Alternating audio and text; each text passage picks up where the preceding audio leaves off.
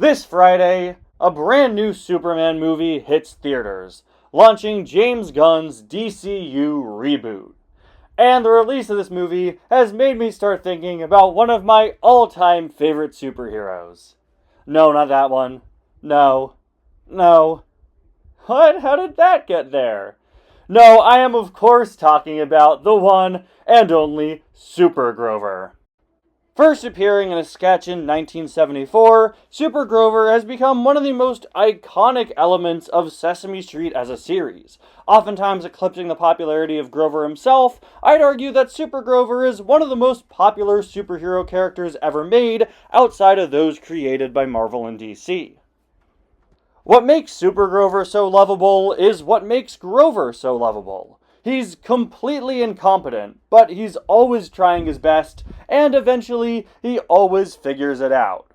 Super Grover has appeared in dozens of sketches over the years, from his original incarnation to that weird time they tried to do a gritty reboot of him, but it's very rare that we see Super Grover appear in actual Sesame Street episode plots or street stories.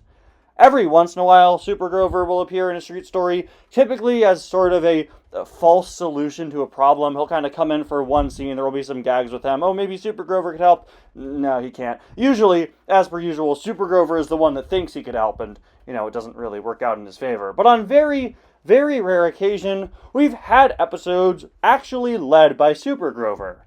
From a time where he ripped his cape, to a time where he started a superhero school, to the time where he met his ultimate nemesis, Super Chicken, which we'll be taking a look at today.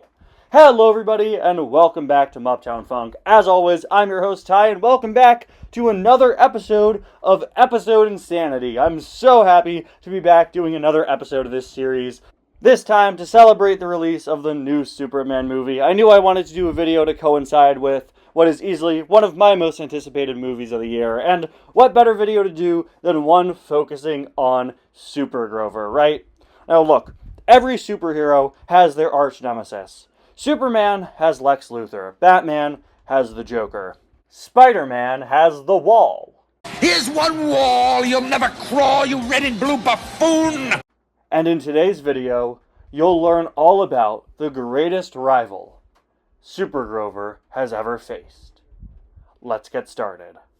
Sesame Street episode 4105 was released on September 30th, 2005. Part of season 36, it was written by Luis Santiero.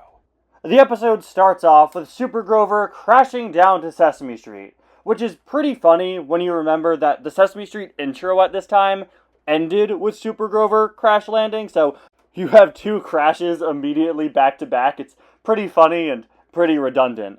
After getting back up, Super Grover welcomes the viewers and says that he's very excited to see what kinds of super deeds he can complete today.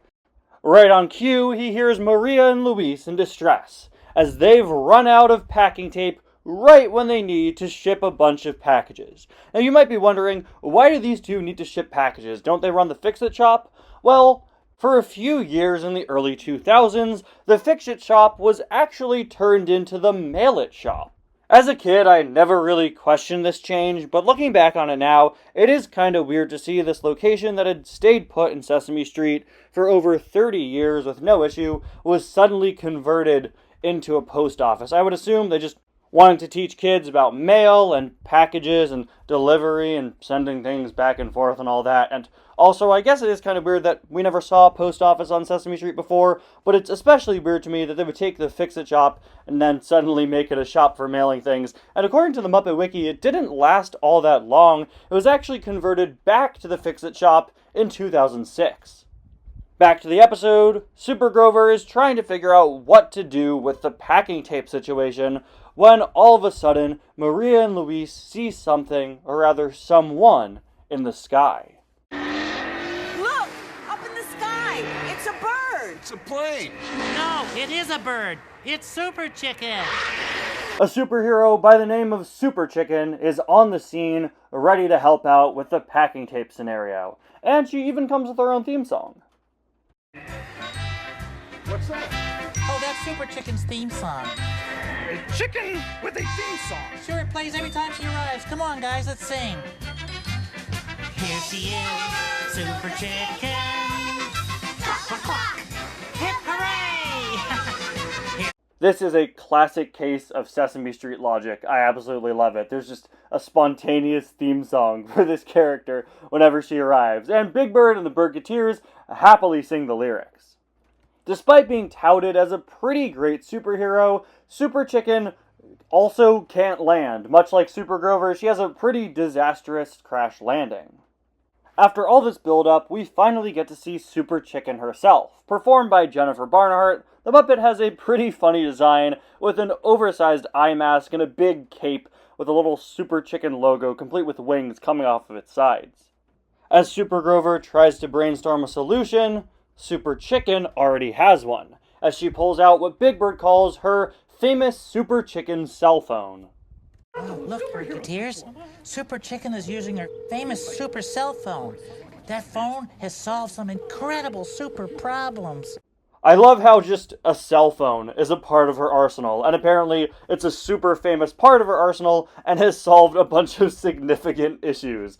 This is yet another piece of classic Sesame Street humor, as it satirizes how superheroes like Batman so often have incredibly specific gadgets. To my editor, please put the bat shark repellent on screen. Thank you very much.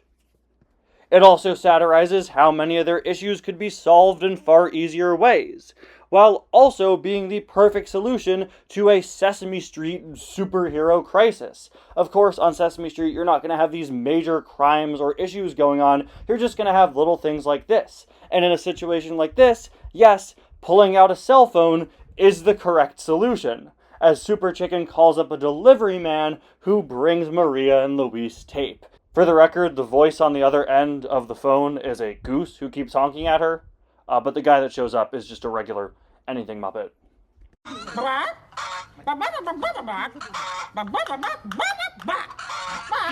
But of course, Super Chicken saving the day before Super Grover can come up with a solution makes Grover start to feel a bit dejected.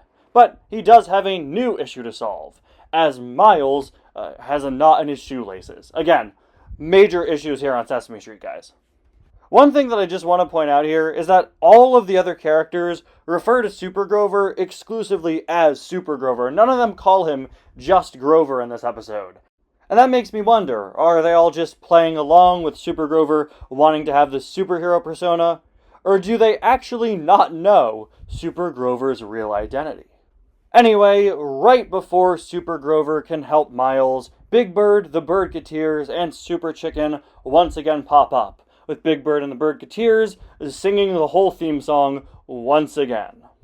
Big Bird really acts as kind of the hype man for Super Chicken alongside the Birdketeers, really just super excited for everything that she does and cheering her on when she succeeds. It's really made to add to how Super Grover feels underappreciated. While Miles is at first confused by Super Chicken, Super Chicken? Do not even ask. she unleashes her super-powered peck to untie his shoelaces. Miles is grateful, and Big Bird makes this pun. Wow, she exercises every day to have those strong pecs. Super Grover starts getting more and more upset as Big Bird and the kids once again sing Super Chicken's theme song. Is this getting old yet? He complains to Miles that he wanted to solve the problem with his own superpowers, but Miles says that Super Chicken simply got there first. After leaving, Super Grover asks what Super Chicken has that he doesn't, and comes up with an answer. I will tell you the only thing that Feathered Imposter has that I do not: a theme song. I must find a songwriter who will write one for me.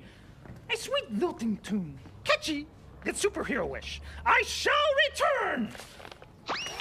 You know, when I first went into this video, I was not expecting the biggest running joke of the episode to be the fact that this chicken has a theme song. And honestly, I'm not complaining at all. The fact that this is Super Grover's solution is absolutely perfect, and it makes sense. In all honesty, the theme song really is the main thing that we've seen from this character so far. Hit it, Jelly Roll! It is he, Ta-ta-ra, Super Grover. When he he appears, ta-ta-ra, your troubles are over. When you see his friendly furry face and arms as thin as sticks, you can rest assured there's nothing that his superpowers can fix. He's brave and strong and helpful. He's cute, smart, and sincere. Plus a lot of other super things that I won't mention here. Guys, we did it. We found the song of the summer. I love that Super Grover insults his own appearance. He says that he has arms as thin as sticks. The lyricism here is unmatched. It's great. I really like how into it Miles gets by the end of the scene. He's really singing along, although as soon as it ends, he and the kids go back to playing basketball. We then cut to kind of a strange detour as Luis and Maria's daughter, Gabby, has just purchased a popcorn maker and is getting ready to make popcorn with Big Bird and the Birdketeers. Guys, I swear I didn't switch to another episode. This is relevant. So we put the popcorn in already, and now all we have to do is turn it on. Yeah. Oh no, it's not working. What? Can we please take a moment to acknowledge that these people are using a popcorn maker outside in front of a public post office? Anyway, Gabby announces that the popcorn machine isn't working, and in what is easily the best shot of the episode, Super Grover and Super Chicken clash. Hark! Wah! This sounds like a job for Super Grover. Look at the intensity of this encounter. Look at the way that Grover's mouth moves. There's so much spite and anger in it. Batman v Superman if it were good. Of course, the two battle the only way they know how. Singing their theme songs at the same time. Is he ta-ta-ra, Super Grover? When he appears, ta-ta-ra, your troubles are over. When You see, if Zack Snyder directed this, they would have stopped fighting when they realized that their theme songs had the same tune. Then they would have threshed wheat in slow motion for 20 minutes. But as Super Grover keeps singing, Super Chicken goes over and fixes the popcorn machine, once again beating Super Grover to the punch. As everybody cheers on Super Chicken once again, a dejected Super Grover walks away, even considering hanging up his cape. That is, if he can get it off, of course. I might as well hang up my cape. Oh, I cannot even do that! Oh. Maria and Luis try to console Super Grover, but he doesn't want to hear it. They do, at the very least, convince him to eat some popcorn with them. But that's when Super Chicken finally reveals her true colors.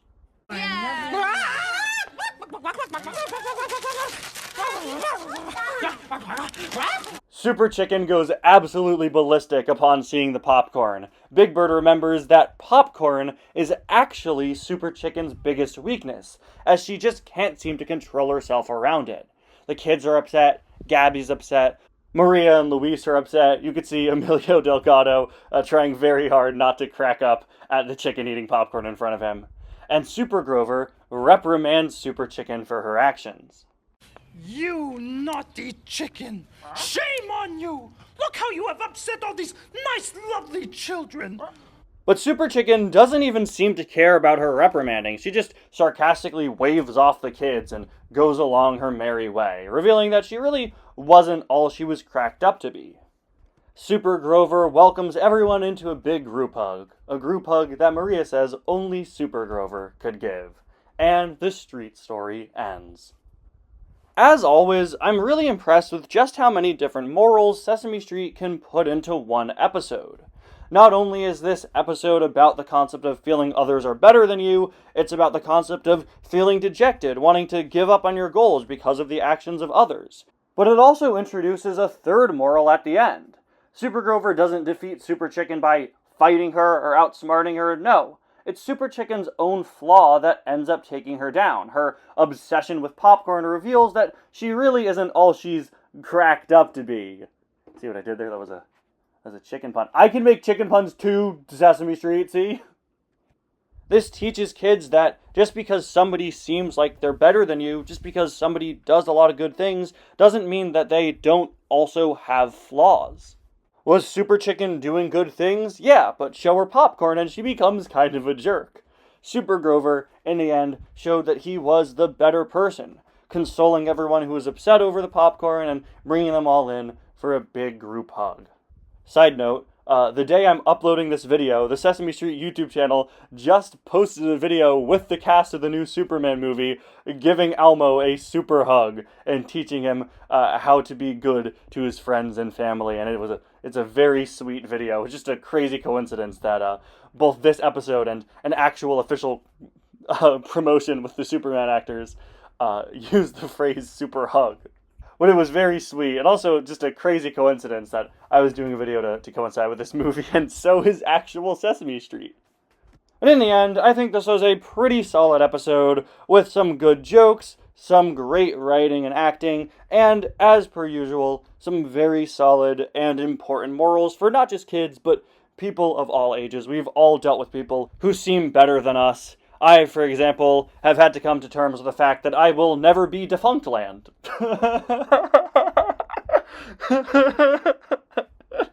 No, I'm kidding. But all jokes aside, I think this is a really solid episode, and, it reminds us that even if somebody seems better than us at some things, we all have our own personal strengths, and we all have things that make us super. Wow, that was really corny. Can we cut that? Anyway, guys, thank you all so much for watching another episode of Episode Insanity. Let me know what you thought of this episode down in the comments. Also, let me know if you've seen the new Superman movie. I saw it yesterday. I went to an early Thursday screening, and it's very good, and I'm so happy to see that the new DCU is in good hands. Thank you all so much for watching. I'll see you guys next time. Bye now.